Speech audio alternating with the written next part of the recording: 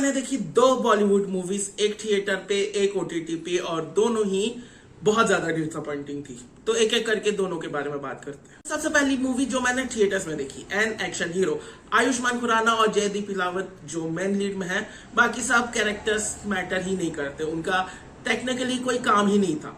हालांकि ये मूवी बताई जा रही थी कि आयुष्मान खुराना की टिपिकल सोशल मैसेज मूवी से अलग है, लेकिन फिर भी वही टिपिकल रूट फॉलो करती है और वही टिपिकल मेथड यूज करती है। डिफरेंस ये है कि जहां पर सोशल मैसेज वाली मूवीज में हमें इस बात पे भाषण दिया जाता है कि देश दुनिया में क्या क्या प्रॉब्लम्स है, इस मूवी में इस बात पे भाषण दिया गया है कि कैसे बॉलीवुड में स्टार से लेकर नीचे जो स्पॉट बॉय होता है, उन सब के सब कितनी मेहनत करते हैं, उनके दिमाग में कितना स्ट्रेस होता है, और इतने चूतिया तरीके से ये पूरी मूवी बनाई गई है, इतना पुअर एग्जीक्यूशन है कि क्या बताऊं। स्टोरी में यह है कि आयुष्मान खुराना का जो कैरेक्टर है मानव, जो मूवी स्टार है, उससे एक दिन गलती से मर्डर हो जाता है एक लड़के का, जो कि भाई निकलता है हरियाणा के एक डिस्ट्रिक्ट के मेयर का, और वो दोनों के बीच में फिर हाथापाई निकलती है। आयुष्मान खुराना का कैरेक्टर भाग जाता है लंदन, उसके पीछे वो मेयर भी भागता है भानु, और फिर सारा कुत्तागिरी होती है, बहुत सारी चीजें होती है। इन सब में अंडरवर्ल्ड भी आ जाता है, और ये बताया गया है हर एक सीन द्वारा इस मूवी के कि कैसे कोई भी अगर बॉलीवुड की कोई एक भी गलती निकालता है तो वो कितना बड़ा चूतिया है, यानी कि ऑडियंस कितनी बड़ी चूतिया है।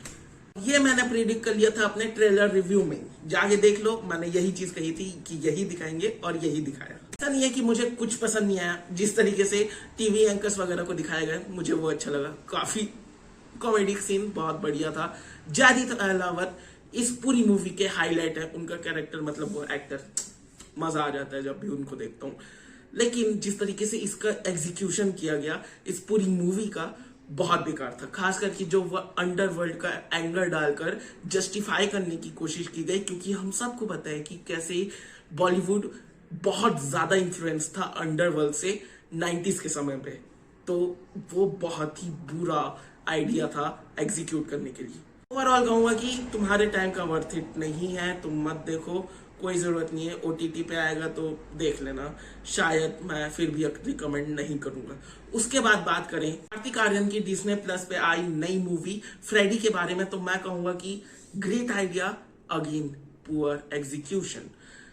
मैं बहुत खुश था कार्तिक आर्यन को लेकर कि ये बंदा फाइनली कुछ नया ट्राई कर रहा है, और मैं बहुत खुश था कि कॉमेडी या एक्शन कॉमेडी से हटकर एक साइकोलॉजिकल थ्रिलर में काम कर रहा है। और जो शुरुआत की फर्स्ट हाफ है वो बहुत ज्यादा एंगेजिंग भी है, क्योंकि हम यही सोचते बैठते हैं कि आखिर ये बंदा ऐसा क्यों है।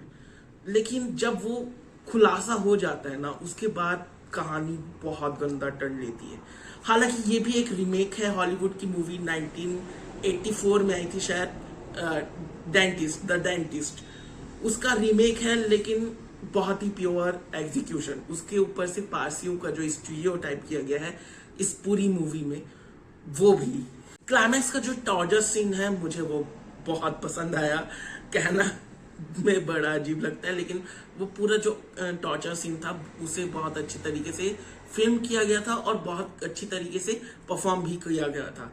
लेकिन मैं कहूँगा कि जो इतना डाउन हिल आ जाता है राइटिंग बेसिस पे, कि एक तरीके से कैरेक्टर्स हमें कार्टूनिश लगने लगते हैं, कि इतना एनिमेटेड कैरेक्टर क्यों। इसे बहुत सिंसियरली लिखा जा सकता था। परफॉर्मेंस बेस पे मैं कार्तिक आर्यन को अच्छा परफॉर्म किया, उसने अच्छी तरीके से एग्जीक्यूट भी किया। मैं देख सकता था कि कैसे वो चाहता है कि लोग मुझे बस एक कॉमेडी एक्टर ना समझें, और उन्होंने अच्छा काम भी किया है। लेकिन सारे कैरेक्टर्स बहुत ही ज्यादा कार्टूनिश एनिमेटेड लगते हैं, और मुझे कोई पसंद नहीं है। लिटरली इसी मूवी को बहुत अच्छी तरीके से लिखा जा सकता था और अच्छी तरीके से एग्जीक्यूट किया जा सकता था, जो कि इसके मेकर्स फेल हो गए इसे वो लेवल पर पहुंचाने के। कंक्लूजन में कहूंगा कि कार्तिक आर्यन डिजर्व बेटर, मतलब उसे कोई और अच्छे प्रोजेक्ट्स दो, ऐसे ही और अच्छे अलग वैरायटी दो, वो परफॉर्म कर सकता है और अच्छे तरीके से कर सकता है। मैं इसमें ठीक ठाक परफॉर्मेंस कहूंगा कार्तिक आर्यन की, लेकिन ही डिजर्व्स बेटर यार, प्लीज। बाकी ये थे मेरे ओपिनियंस, मेरे थॉट्स। तुम अपने ओपिनियंस नीचे कमेंट सेक्शन में लिख सकते हो। और इसी के साथ मिलता है अगले वीडियो में, तब तक लिए बाय। और सब्सक्राइब करो, क्योंकि सब्सक्राइब करना बहुत जरूरी है। Okay bye.